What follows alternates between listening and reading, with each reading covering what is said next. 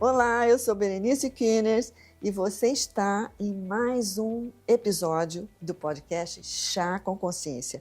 E hoje eu tenho um convidado muito especial, meu amigo muito querido, sócio fundador da Nomus, Ilan Bessem. Muito prazer, muito feliz em estar aqui, Berê. É sempre um prazer compartilhar desses momentos com você. Nem todos os nossos momentos são gravados como esse, que eu imagino que vai ser uma super conversa e, poxa, a gente vai fazer o tempo de quem nos ouve valer a pena. Espero. Eu também, mas eu tenho certeza, porque o meu tempo com você sempre vale a pena. Que bom, eu com você também. Eu estava falando para você, antes da gente começar, que é interessante que a gente tem uma conexão, porque nós somos de gerações muito distantes, mas ainda assim a gente consegue ter um link e uma interação bacana para a conversa, né, Ilan? Desde sempre, né, Berê? Desde sempre. Acho que, bom, a vida nos privilegia, né, com conexões a todo instante. Todo instante. Né? Às vezes a gente está um pouco mais desperto para recebê-las e regar, né? Mas é legal, Ilan, quando alguma coisa na gente nos direciona e a gente se abre, né, para fazer essa conexão. Mas olha aqui, você é uma pessoa muito especial, que tem feito uma trajetória muito bonita na vida. Fala um pouco aqui, quem é Ilan Bessem e o que você tem feito por aí, construído aí nessa vida? Bom, é uma pergunta um pouco filosófica aqui, difícil de responder, mas, bom, vou falar um pouco da minha vida profissional. Sim, né? Como é que começou isso, Ilan? Que se confunde com a minha vida pessoal, porque né, servir é uma opção de vida. Servir. Né? Especialmente quando, poxa, a gente entende, né, que a gente quer tá numa posição na sociedade, né? Ilan, vou servir um chazinho para você, porque esse é o espaço aqui de relax. Muito obrigado. De chá da tarde. E não é um chá qualquer. Não é um chá qualquer. E nem servido numa xícara, né? Qualquer. É um chá que saiu do vaso na jardineira na minha casa, e esse bule eu herdei da mamãe. Né? Então tem, tem muitos anos aqui. Sim. E muita história aqui nessa mesa. Sim, natureza e história, e arte, né? Mas, bom, voltando aqui ao que... A sua história. Ao que eu tenho feito, o que eu tenho feito no mundo, pelo mundo, né? Sim, mas você falava para mim do serviço. Isso para mim faz muito eco para mim, essa questão, essa palavra serviço, né? Que eu tenho muito esse sentimento da gente usar nosso potencial, não só no nosso proveito, claro, mas a serviço do mundo. E para você? Eu vejo exatamente dessa forma, te conhecendo e, né, por tanto tempo trocando com você. Eu acho que a gente, quando pensa em trabalho ou não, eu acho que no fim do dia a gente tem que... a vida com propósito, ela é mais gostosa, né? Com certeza. Então, eu tive a oportunidade de, desde cedo, entender isso. Acho que, poxa, tem pessoas que entendem depois de uma certa idade, você que auxilia muitas pessoas a encontrarem, né, seus propósitos, acho que você já deve ter visto de tudo, né? Já vi de tudo. E, poxa, para mim foi um privilégio ter descoberto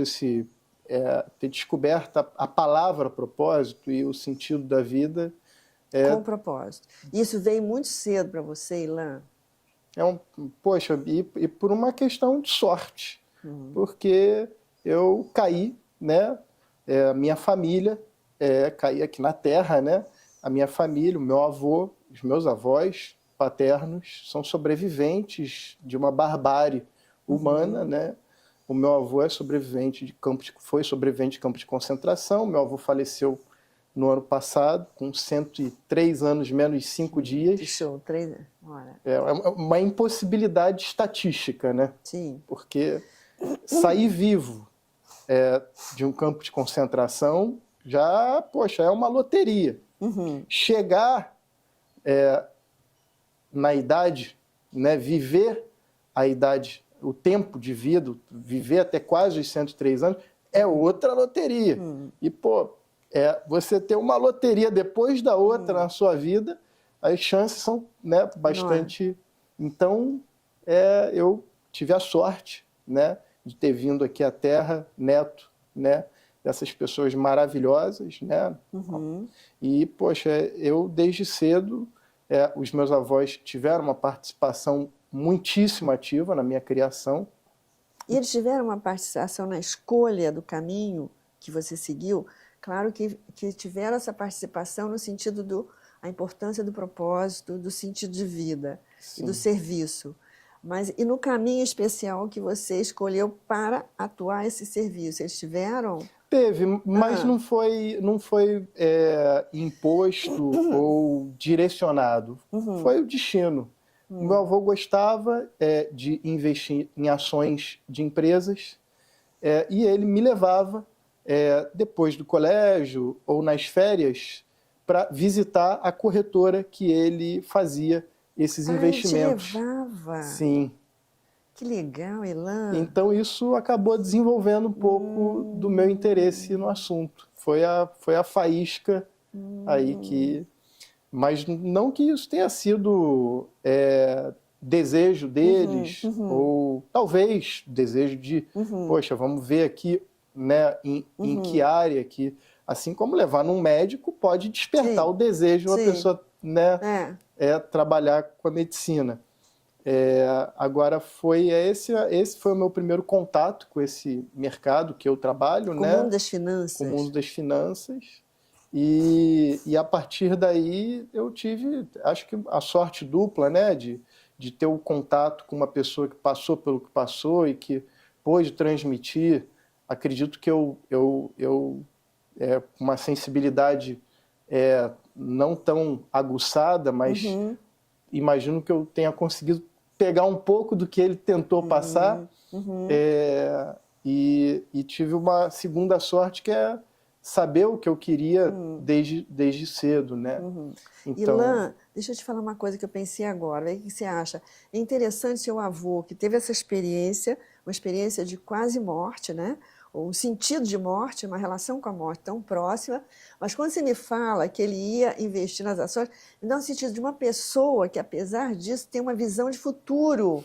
Quer dizer, que cabeça incrível, né, uma cabeça de criação de futuro, apesar de toda a experiência que ele teve, né? Porque quem trabalha com finanças está criando futuro, né? Criando futuro de abundância. Tem esse sentido? Sim.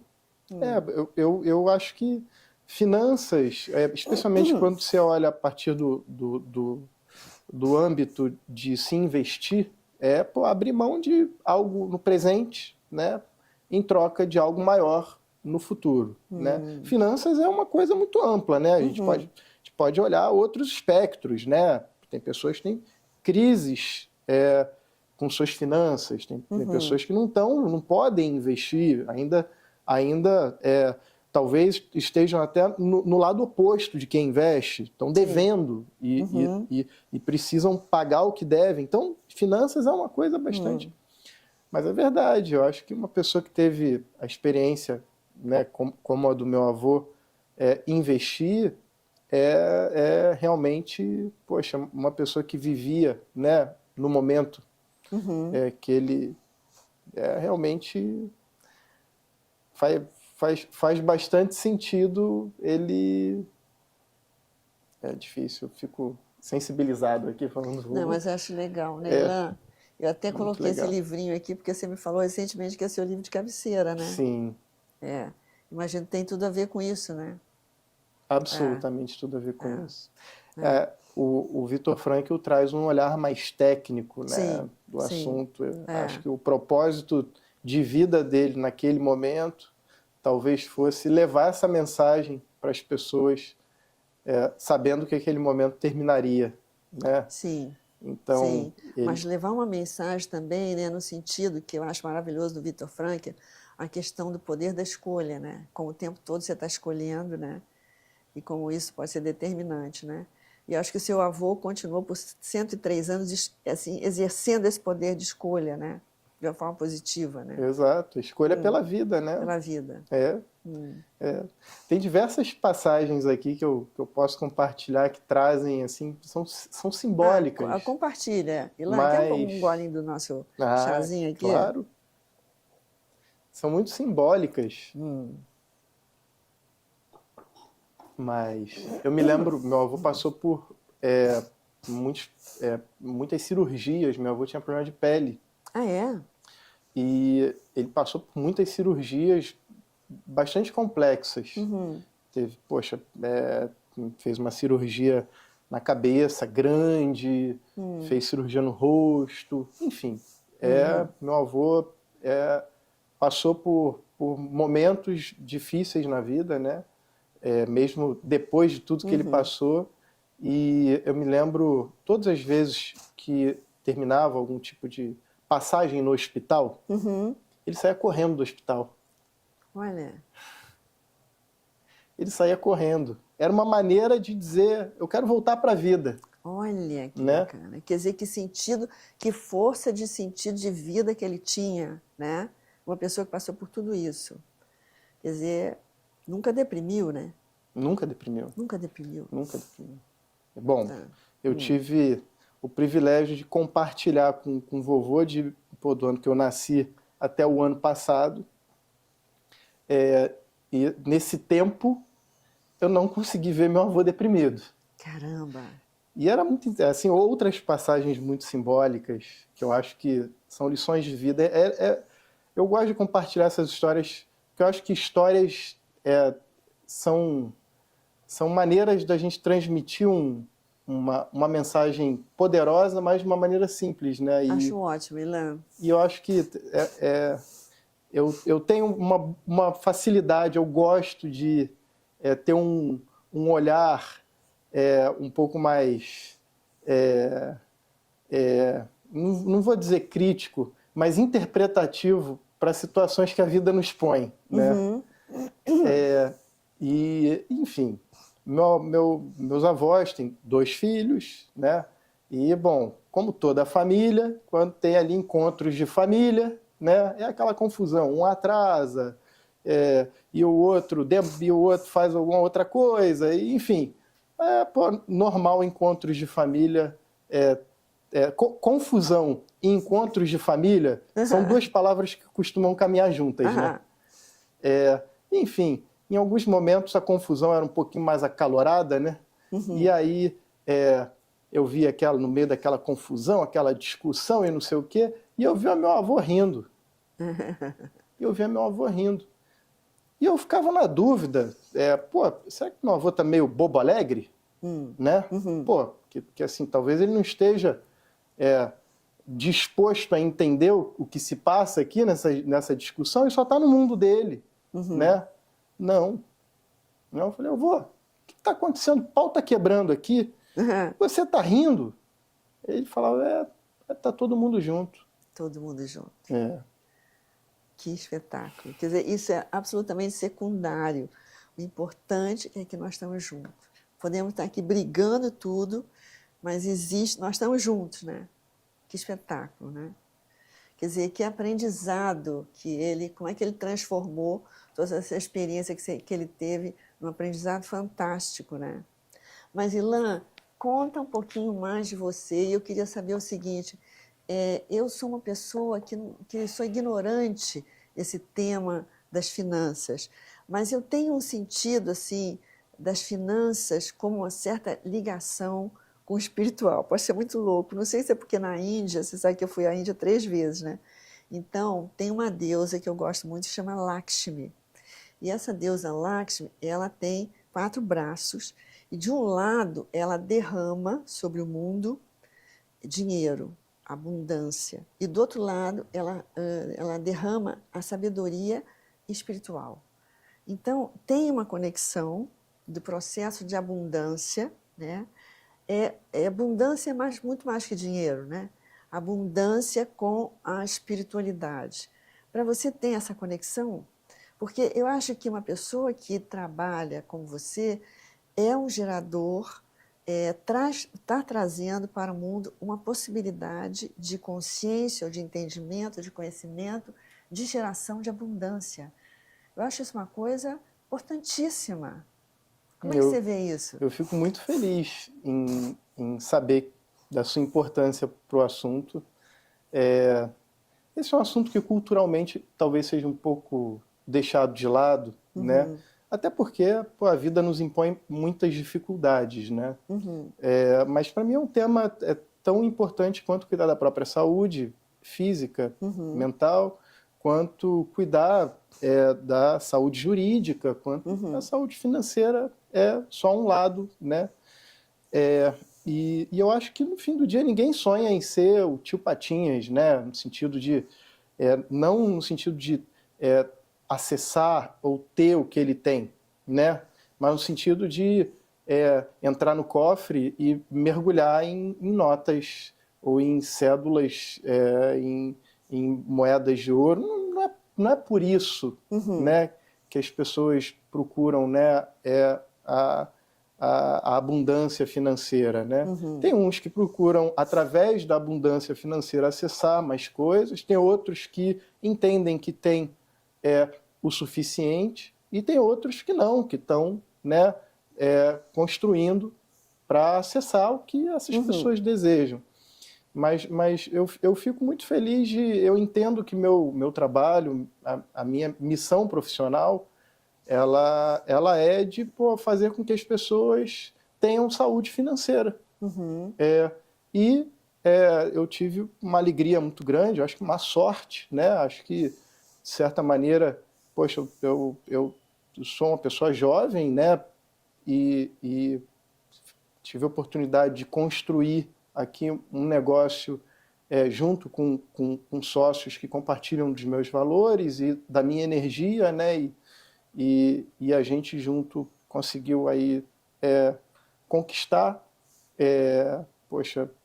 coisas importantes.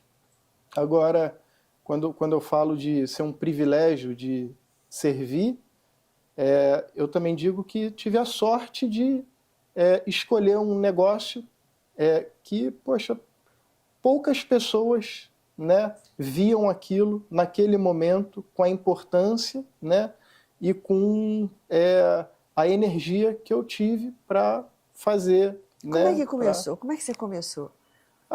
Eu tenho... Bom, estou completando minha maioridade profissional nesse ano. Como é que começou? Eu queria trabalhar com finanças, mas, poxa, não sabia exatamente com o que, aonde, como. O mundo financeiro é muito grande, né? Poderia trabalhar com investimentos, poderia trabalhar com crédito, poderia trabalhar, enfim, com N através, né? Você vai olhar essa árvore, né? Essa árvore tem múltiplas, inúmeras raízes, né? E, poxa, quando eu entrei no mercado, poxa, procurei me preparar bastante, fiz uma boa faculdade, entrei ainda antes de me formar, né? Seguindo a carreira tradicional, né? Estágio e aí vai. Mas não sabia ainda, né, no que... E uma coisa me chamou a atenção, as pessoas que entraram junto comigo no mercado, e as pessoas ali da minha idade, a gente, né, nas trocas que eu tive, eu via que as pessoas que tinham o melhor desempenho, né, seja acadêmico, seja profissional naquele momento, as pessoas que eu admirava mais, da minha idade, ali do meu círculo, elas todas queriam, nessa área de investimentos, atender investidores grandes, investidores profissionais. Queriam atender fundos de pensão, fundações, e endowments e outras gestoras. Queriam trabalhar, né, num ambiente institucional. Né? poucas pessoas, naquele momento, entendiam que teriam uma boa ascensão profissional atendendo famílias, atendendo pessoas, investidores individuais. Inexperientes? Inexperientes. Então, o que acontecia? Né? Eu vi um fluxo muito grande dos melhores profissionais para áreas institucionais. E na área que atendia investidores individuais, né, eu via, poxa, profissionais que não estavam, né, no primeiro quartil, né, de performance acadêmica, profissional, e por aí vai. É como se, aí, olhando para trás, e eu entendi que talvez ali fosse um movimento interessante para mim. Legal, Ilan. Né, porque eu via a possibilidade de cuidar de pessoas, de famílias, e eu via que a minha concorrência era mais fácil, né? Com muito respeito a todos os profissionais, né? Tinham profissionais bons, mas comparativamente era, né, no meu entendimento, um oceano azul. Não é um oceano vermelho. Né? Bom, aí foi um pouco do meu processo decisório, né, lá atrás. E como é que você escolheu as pessoas, as poucas pessoas com as quais você começou isso? É a mesma escolha eu estar aqui com você conversando. Quando a gente se conecta verdadeiramente, né? Mas se a gente derivar, poucas coisas são realmente muito planejadas. Outras são mais vividas, né? E eu acho que a sociedade, o empreendedorismo, é aquela história da adaptação, né? Eu acho que tá mais na nossa capacidade de adaptar do que de prever muito, né? A vida me presenteou com uma sequência, né, de pessoas maravilhosas que me ajudaram, né, e de situações que sopraram a favor. Eu acho que, se eu te explicar, né, em um parágrafo, né,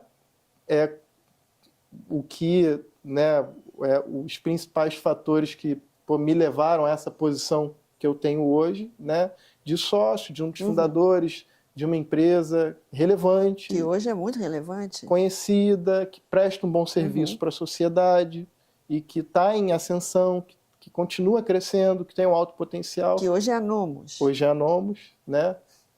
A Nomus é fruto, né, de duas empresas que se juntaram, né? Uma na qual eu fundei, que se chama BRA, BR Advisors, que eu fundei em 2013 com 3 sócios. 2013. 2013. E outra chamada Blue Star, que também tinham outros sócios, 3 principais sócios, mais um grupo grande. Nós nos juntamos e, posteriormente, uma outra empresa um pouquinho menor, mas que a turma também compartilha dos mesmos valores que o nosso, chamada R5, lá do Sul. Nós também nos juntamos e aí constituímos a Nomus. A R5 veio um pouquinho depois da nossa constituição, então nós começamos uma marca nova, que eu acho que quando a gente se junta, né, é uma vida nova. É uma vida nova, é um novo ciclo. Mas, Ilan, sabe uma coisa que eu estava pensando aqui, te escutando? Aí você começou, você viu que tinha esse viés aí, que era um viés de oceano azul, como você falou, né? Você teve uma super sacada, se juntou, eu não me lembro se é com 2 ou 3 pessoas. Eu acho que sei que vocês começaram um escritório bem pequeno e tal, né? Mas, além de que, certamente, vocês já eram muito capazes naquilo que executavam, mas você sabe, como eu sou toda a minha área, essa parte emocional, a parte interna, o que você acha de característica sua contribuiu? O que você acha de você, como Ilan, do que você percebe de suas características, fora as habilidades financeiras, você acha que contribuiu para você ganhar a confiança das pessoas e, enfim, criar um negócio que hoje é essa maravilha? Bom, eu dou o meu melhor. Eu acho que qual é o bem mais importante que uma pessoa pode me dar, né? É a confiança dela, né? Eu tenho que fazer bom uso, né? Então, eu vou procurei me qualificar da melhor maneira possível, né? Qualificação não é tudo, conheço muita gente boa no que faz, mas que não necessariamente é do bem, né? Então, procurei ser bom no que eu faço e trazer meus princípios, meus valores para servir as pessoas que confiam em mim. Então, eu jogo junto, eu jogo limpo, eu faço o meu melhor. E eu acho que com essa percepção, né, as pessoas sabem que eu vou, né, dar o meu melhor. E eu tive a sorte de empreender num mercado onde é um oceano azul. Poucas pessoas realmente que servem estão dispostas a servir de verdade, a dar o seu melhor. Sim. Né? Sim. Então, quando eu vejo que em um mercado onde honestidade é diferencial, esse mercado é um oceano azul, né? Sim, com certeza. A honestidade, a confiança é uma coisa, assim, um bem maravilhoso quando a gente pode ter, né? É uma coisa maravilhosa. E, naturalmente, que as pessoas perceberam e percebem, né, que você faz isso de uma forma muito verdadeira, né? Que é autêntico isso, né?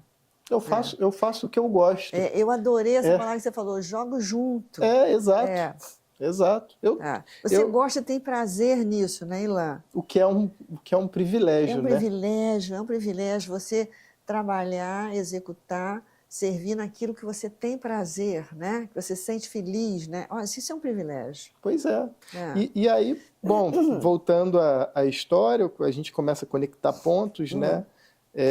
Eu via, quando eu visitava, né, a corretora, que meu avô investia ali o recurso dele em ações, e eu me lembro que, poxa, as pessoas não eram assim muito bem atendidas. Eu me lembro das críticas que meu avô fazia. E depois eu tive essa mesma experiência como cliente. E depois fui entendendo que, poxa, é um mercado que, né, tem mercados que são difíceis de você prosperar em pouco tempo, né? Imagina, um advogado numa área societária, né? Uma área bem específica do direito, mas que tem ótimos advogados, ótimas bancas já estabelecidas, e você, né, vai empreender, você vai, para conseguir ganhar mercado, você vai ser uma pessoa brilhante, né? Ou talvez você vai ter que fazer o que outros não estão dispostos a fazer, né? Acho que são as duas maneiras, né, de se ganhar mercado. Eu entendi que meu mercado era um oceano azul no sentido de ser bom no que faz, no sentido de ser do bem, né? De jogar limpo, jogar junto, jogar bem, né? E daí eu dei o meu melhor, procurei fazer o que eu faço para mim, com muita honestidade, com muito profissionalismo, e, poxa, as coisas foram soprando a favor. Sabe tem um provérbio judaico que fala assim, rico é quem é feliz com o que tem. Sábio é quem aprende com todos. E honrado é quem honra os seus. Olha, não sabia desse honrado é quem honra os seus. Ah, legal, bonito isso, Ilan. Bonita, né? Muito bonito. Eu tive a oportunidade de compartilhar essa sabedoria judaica no casamento de um dos meus melhores amigos, que ele me deu a alegria de contar um pouco da nossa história no casamento dele. E ele é uma pessoa que gabarita A, B e C. Ele gabarita essas três questões. E eu tive a oportunidade de compartilhar isso para um grupo pequeno que estava no casamento. Fiquei muito feliz com isso. Né? Agora eu acho que eu tive sorte. Muitas pessoas tão boas quanto, melhores, atuando em outros negócios ou até no mesmo. E eu acho que aqui é a questão da sorte. Mas, Ilan, deixa eu te falar uma coisa. Você fala muito da palavra sorte, que você teve sorte, e eu acho que você teve sorte mesmo, mas eu fico pensando também que algo em você, dentro do processo, da maneira como você olha a vida, talvez herdado do seu avô, né? Que era um grande apostador na vida, né? Você olha a vida de uma forma que também atrai essa sorte, né? Que eu acredito perfeitamente nisso, que a gente atrai as situações de acordo com aquilo que se passa dentro da gente, né? Então, acho que também você deve ter um processo interno, né? Certamente aí seu avô teve influência, que você, de alguma forma, né, cria condições para a sorte vir na sua direção. Bom, eu queria aprender a desdobrar essas condições e ainda regar mais elas. Não, mas eu acho que você vai regar, com certeza, eu acho que você vai regar, porque eu vejo que você é uma pessoa que tem essa intenção de ir se desdobrando, porque eu acho que a gente, como se a gente vai, a gente tem esse potencial, essa capacidade, que a gente, pouco a pouco, vai se desdobrando, vai se, né, abrindo, né? Então, eu acho que eu, apesar de ser bem mais velha que você, acho que tem também ainda todo esse processo de desdobramento. Mas, Ilan, queria trazer aqui para você uma outra característica sua, porque eu sei que você é surfista, né? Como é que é esse lado da sua vida? E o que isso traz? Como é que começou ser surfista? Isso me traz muita alegria, porque é uma terapia. É uma terapia. E eu morei até os meus 12 anos em Saquarema, que é uma cidade de praia, né, na praia de Itaúna, que é uma ótima praia para a prática do surf. Não, tem campeonato lá, não é isso, não? Sim, os campeonatos, os maiores campeonatos do mundo, né, hoje, são disputados aqui no Brasil, na praia de Itaúna. Praia Olha, e você morava lá? Morava lá. E tive, uma alegria e tudo aquilo que nos conecta com a nossa infância, né? Eu acho que é uma terapia que me conecta, né, com a minha infância lá, que eu saía do colégio, ia para casa, pegava a prancha, ia de bicicleta para o mar, sabe? E terminava o colégio e contando ali os minutos para, especialmente quando sabia que o mar estava bom, né?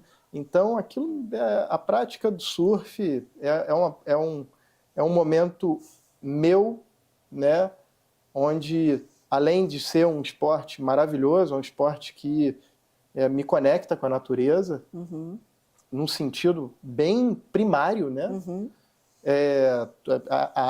A energia da onda é uma energia natural.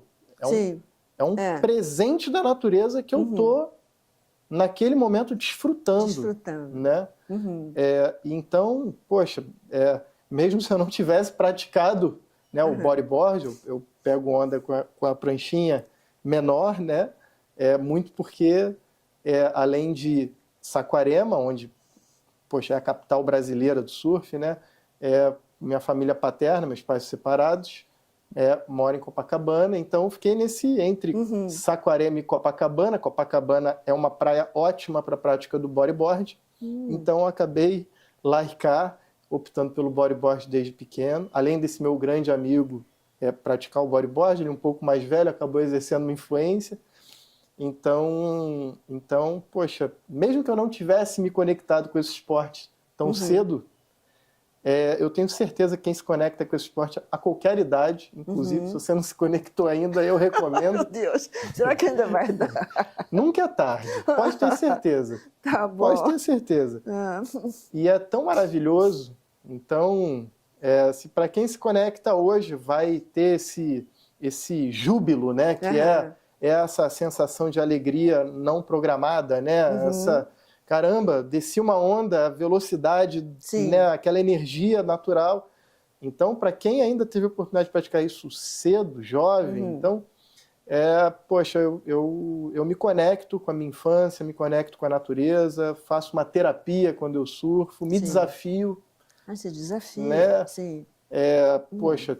Tem os desafios de ondas um pouco maiores, e sai do fundo de areia, e vai para um fundo de pedra, e vai para um fundo de coral. E depois de um tempo, eu comecei a viajar para surfar ondas diferentes e melhores, e Então, eu tento todo ano viajar para surfar, exclusivamente para surfar. Então, são dias, né, que eu me sinto, né, eu poderia facilmente ir para uma viagem dessa com uma sacola e a prancha. Que legal, Ilan. Tudo que eu preciso é a roupa para me vestir, né, e a prancha para surfar. É tudo que eu preciso. Então, você sabe, né, é um tempo muito terapêutico que eu recarrego e que eu me sinto criança, sabe? A ingenuidade, Sim. a curiosidade, a alegria e a capacidade de dormir feliz e acordar feliz. Nossa, Ilan, é maravilhoso o Sabe? que você está falando, porque eu acho que isso é tão importante. Eu sempre falo a questão da pausa, fazer pausas durante o dia, mas isso é uma pausa muito especial, aonde, estou pensando aqui, você pode soltar todos os papéis, porque a gente tem diferentes papéis que a gente tem ao longo de um dia, às vezes vários papéis, né? Você pode soltar todos os papéis e estar na espontaneidade do seu ser, né? Simplesmente ali, eu acho que isso que faz dormir feliz e acordar feliz, você se liberta de tudo, dos deveria, do teria, né? E aí você das continências. Das continências, né? Nossa, e aí você vive uma espontaneidade, né? É maravilhoso, Por isso que Berê. eu acho que soltar tudo, eu acho que essa imagem que você traz da sacolinha com a prancha, você tira os pesos, que a gente tem muitos pesos, né, Ilan? A gente tira os pesos e aí fica ali na espontaneidade da sua pessoa. Por isso que eu acho que você lembra a coisa da infância, porque a criança é totalmente espontânea, né? A espontaneidade que a criança tem, e que é uma coisa tão linda, né? E que muitas vezes, não que a gente perde, porque tanto que isso está dentro de você, tanto que quando você vai para esse contexto, isso surge novamente, né? Mas que a gente, muitas vezes na vida, como a vida é uma realidade, né? Você tem que desempenhar papéis, né? Você tem que corresponder a coisas. E aí, às vezes, a espontaneidade fica um pouco, né? E quando eu vou, não é que eu me desligue do mundo, né? Workations. Sim. É um pouco de trabalho com férias, Sim. né? Eu acho que tem o lado bom do meu trabalho, que eu tenho um pouco mais flexibilidade e eu posso tocar minha vida, né? Se eu me organizar para isso, de qualquer lugar. Lógico que eu não posso passar muito tempo distante, né? Não vou dizer ausente, mas distante fisicamente, porque é importante, Sim. né? A interação recorrente, né? A interação frequente. Mas eu tiro esse tempo para mim todo ano, de 15 a 20 dias. Fui algumas vezes para a Indonésia, que é um lugar maravilhoso. A Indonésia não dá para dar um pulo de uma semana, porque é uma semana praticamente... Descansar daí, 3, 4 dias. Pois é, são só de tempo voando, são 25 horas, com escala e tudo mais. No fim do dia você leva praticamente um dia e meio para estar lá, porta a porta, né? Então, poxa, não é um lugar que dê... Mas tem muitos lugares por aí, por aqui, que dá para recarregar. Com certeza. Agora, Ilan, eu queria pegar um gancho numa palavrinha que você falou muito antes, mas que essa palavrinha na cabeça, e eu tinha pensado uma pergunta com ela, e agora você falou da sacolinha e da prancha. Será que a gente tem mais chá aqui? Quando que é o suficiente? Por exemplo, para quem trabalha com... Eu acho que isso vale para tudo na vida da gente, né? Mas, especialmente em finanças, quando que é o suficiente? Existe isso? Como é que é? Como é que funciona o suficiente? Berê, depende. Depende. Tem uma história muito legal. Tem um escritor americano que escreve muito bem sobre finanças e traz, de uma maneira leve, histórias para enriquecer o conhecimento de investidores individuais, finanças pessoais. Então, não é um livro técnico, um livro acadêmico. É um livro gostoso de se ler e não tem uma ordem, né, de capítulos. Como é que é o nome do livro? Psicologia Financeira, do Morgan Housel. Olha, bom para mim esse livro, hein? Então, espera que vai chegar. Eu adoro presentear amigos com livros. Eu acho que é um presente que a gente incorpora, né? Sim. O livro pode ir embora depois. Aliás, grande parte dos meus livros já foram embora, porque eu adoro. Recebo alguém em casa, não sei o quê, pego um livro que eu li dali da minha biblioteca e dou. Né? Ilan, eu tenho que te confessar uma coisa. Eu tenho o maior apego aos meus livros. Tenho o maior apego. Então, se você me pede um livro emprestado, eu compro o livro para você e te dou. Se você me pedir uma joia emprestada que você quer usar numa festa, sua esposa pedir, eu sou capaz de emprestar com mais facilidade que um livro. Justíssimo. Eu também não empresto livros, porque eu sei que não vai voltar. Não vai voltar. Então eu prefiro dar. E muitas vezes eu compro de volta. Eu dou naquele momento, que é aquilo já, né? Mas tem livros que você tem suas anotações, né? Que você não compra de volta exatamente aquela versão, né? Aí eu dou depois também. Mas nesse livro que ele conta a história... Aí tem um capítulo muito interessante que é o suficiente, né? 2 caras se encontram numa festa e começam a conversar. E aí, poxa, ele desafia porque um deles é um cara estilo Tio Patinhas. É o cara que vai mergulhar e tá tudo bem, é o estilo dele, né? É o desejo dele, tal, mergulhar na pilha de moeda de ouro, tal. Tá bom. E o outro fala assim, tem uma coisa que você não tem. E o cara fica, né? Como assim eu tenho um quadro do Picasso? Não sei se é exatamente assim. Eu vou aqui pedir uma licença poética aqui para contar a história como eu me lembro e um pouco como eu adapto ela. Tá bom. E aí, não, eu tenho um quadro do Picasso, eu tenho um apartamento na Quinta Avenida e uma casa de praia nos Hamptons E aí o cara fala, não, mas eu tenho uma coisa que você não tem. O que é que você tem que eu não tenho? O suficiente. Ah, que coisa linda. Que coisa linda. Né? Adorei essa história. Né?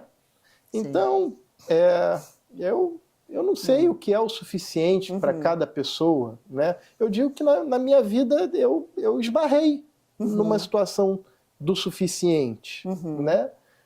Eu trabalho numa empresa, quer dizer, eu não vou dizer que eu trabalho numa empresa, porque é mais do que isso, né? Sim, sim.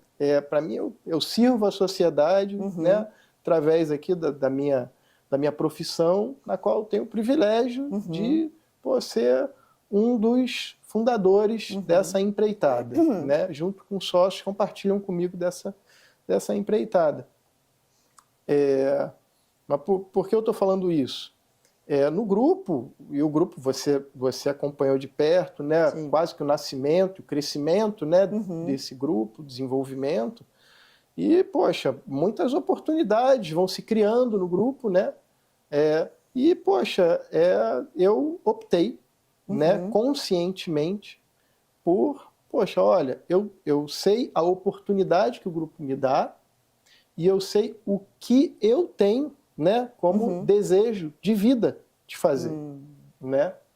Então eu tive a oportunidade, né, de postular para a presidência de um grupo que tem quase 300 funcionários, né, quase 300 colaboradores e um grupo grande em ascensão, e eu conscientemente levantei a mão e falei, agradeço, né, acredito que outro sócio vai fazer esse trabalho melhor do que eu, e com uma vitalidade, uma disposição maior do que a minha.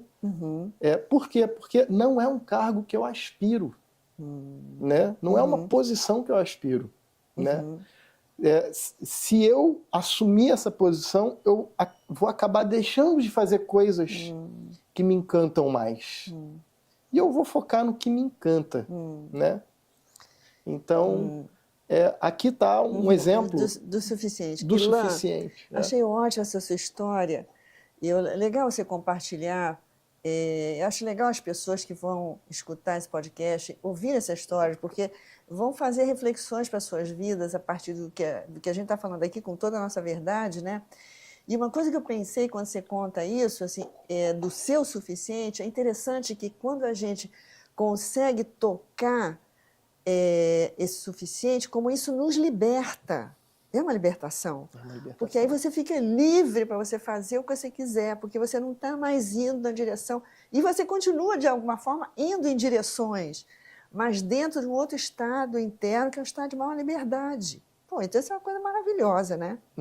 É um privilégio. É um privilégio. A gente é um não privilégio, pode... mas não é só um privilégio, Ilan, eu acho que isso vem em decorrência de uma caminhada interna, né? De uma intenção interna de crescimento como pessoa, de esse esclarecimento sobre você mesmo, de definição do que você quer para você na sua vida, né? Qual é o valor que você quer, né? E de pessoas que participam da nossa caminhada, do nosso alpinismo, da nossa jornada Isso. e que nos aconselham no meio desse caminho, como você, né? Porque é uma questão de esperteza, no sentido de sabedoria, de conhecimento, do que a gente absorve do mundo e de desperteza, né? De estar disposto a olhar para si mesmo. Para si. E se né? questionar. E se questionar. Que fosse o sentido de olhar para fora, naturalmente, né? Uma posição desejada, uma posição almejada por muitos, e tudo. Pô, e dentro de casa, né? E, bom, aqui é um ponto aqui, um floco de neve no continente glacial, né? Um foco de neve. Eu espero que essa mensagem não, mas eu acho importantíssimo. Inspire.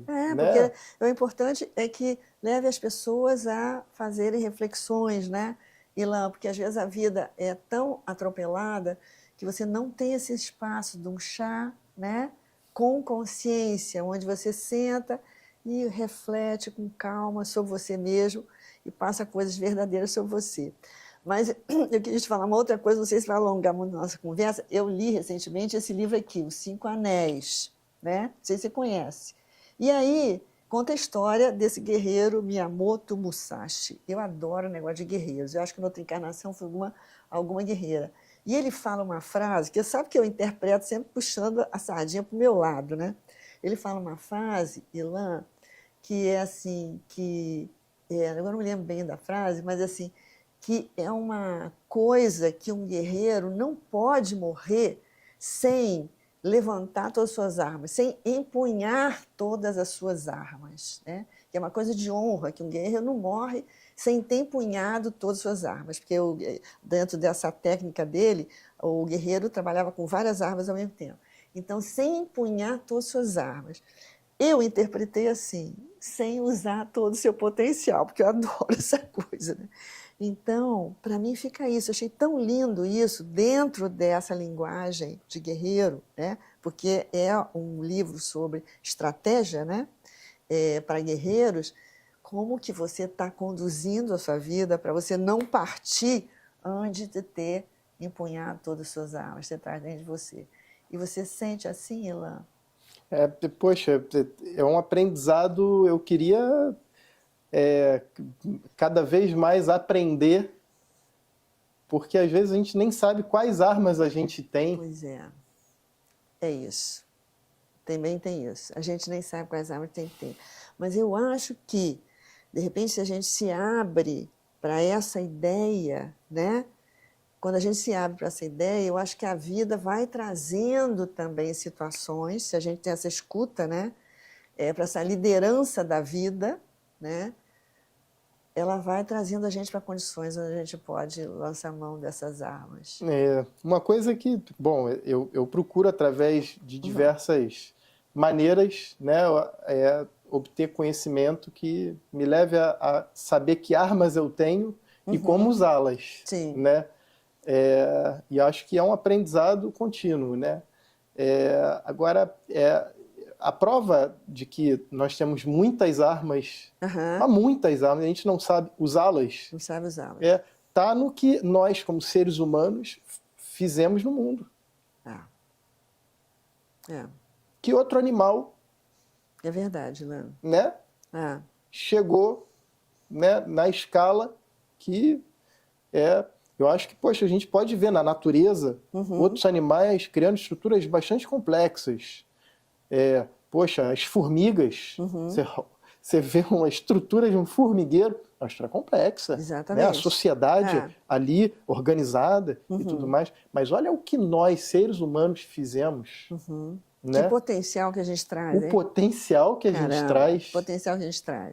E são poucos que, pumba, parece que tem ali um ambiente ali pouco acessado e poucos ali tem um eureka, pumba, Tá. Aí vem a luz, Sim. né? Aí vem o telefone, aí vem né? As diversas descobertas, né? Que a gente foi tendo ao longo, né, do tempo e acho que ainda virão, né? Então, acho que a maior prova de que eu acho que a atitude de usar, não morrer sem usar todas as armas, eu acho que é uma atitude comum a muitos seres humanos, né? Corajosos e virtuosos. E a virtude de você descobrir que armas você tem, como usá-las muito bem. Aí tá aqui nessa sala, aqui eu aprendi a usar uma das minhas armas. Aqui eu aprendi a me equilibrar mais, eu aprendi a meditar. Então, quantas a gente não tem, que arsenal é esse que a gente... Com certeza, a gente tem um arsenal que a gente não tem noção. É legal você falar essa sala, porque nessa sala é um espaço onde muitas pessoas, não através de mim, através de conhecimentos que eu também estou aprendendo o tempo todo, que o tempo todo também estou aprendendo, né, Ilan? As pessoas se reuniram para tomarem consciência, né, do potencial que trazem, das armas que trazem, como pode usar isso. Então, isso é uma coisa muito linda, né? Ilan, eu acho que a gente tem que ir encerrando a nossa conversa, mas olha, eu queria encerrar a nossa conversa te falando o seguinte, eu tenho um livro que eu editei que eu acho que eu nunca te dei. Você não sabia. Não me deu, não sabia. E ontem eu me dei conta disso, eu acho que eu nunca dei esse livro para o Ilan. Aí eu catei o livro e eu estava vendo que esse livro foi feito em 2011.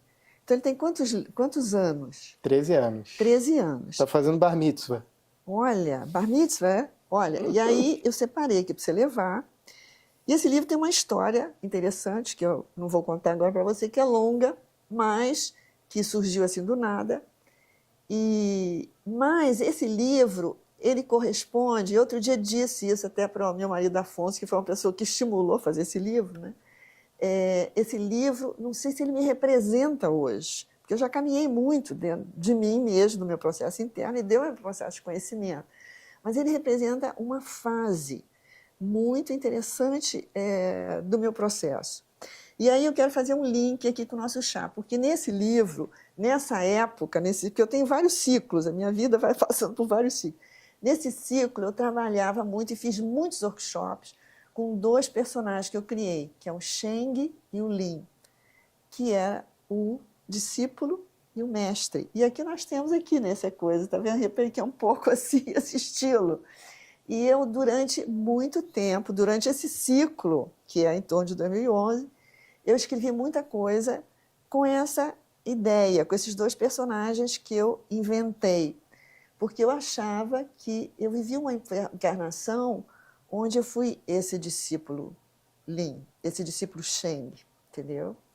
E eu tive uma experiência na Índia, de repente, assim, passando num pátio do ashram onde eu estava, tocou assim, aqueles sinos grandes, quando tocou aquele sino, e lá eu parei, eu fui transportada assim, para um outro momento, aonde eu me vi vestida de uma maneira diferente. E eu tive a sensação que realmente eu fui esse discípulo. E aí, a partir disso, eu criei esses 2 personagens. Verdade ou não, aqui está esse livrinho para você, e você vai ver. Esse livro chamou Para Tornar a Vida Bela. Tá bom? Adorei. Obrigado, Berê. Então, eu me dei conta que eu nunca te dei esse livro. Não. Você vai ver, ele já tem 13 anos, mas ele corresponde a um momento. E é interessante que Afonso tinha feito uma coleta dos meus textos e fez uma boneca e me deu de presente num Dia das Mães. Mas era um livrinho bem pequeno. E quando eu tive aquele meu acidente da perna, que eu fiquei sem andar, então, durante esse tempo que eu fiquei sem andar, eu comecei a organizar outros textos e a incluir, que é o resultado desse livrinho ali, que conta várias coisas dessa relação entre o Sheng e o Lin. Que legal, Berê. Será lido. Será lido. Depois você me conta. Ilan, eu quero te agradecer enorme de você ter vindo aqui para esse Chá com Consciência e a gente ter trocado tantas ideias, entendeu? Enfim, num espaço de muita proximidade, de muito carinho e de muita espontaneidade. Eu adorei, Berê. Como eu te falei, poxa, a gente sempre que se encontra tem momentos de muita qualidade, de muita troca, e eu me sinto uma pessoa melhor do teu lado. Ai, então, que bom!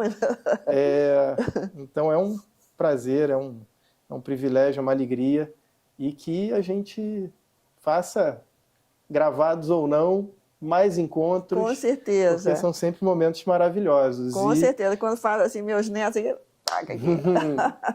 O livro será lido e fico feliz que você me deu uma extensão da alegria de estar com você sem estar. Nesse caso aqui, você vai me fazer companhia no final de semana, na minha poltrona de leitura.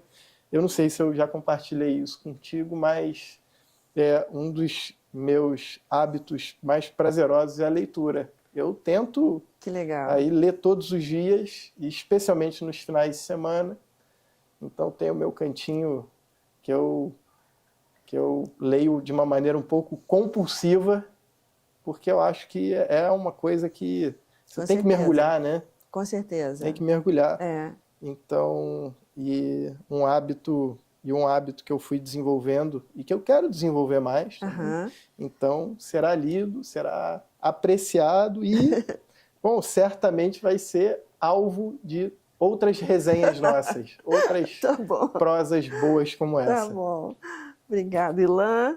Até nosso próximo encontro. Até mais. E assim terminamos mais um episódio do podcast Chá com Consciência com meu convidado, Ilan Bessem.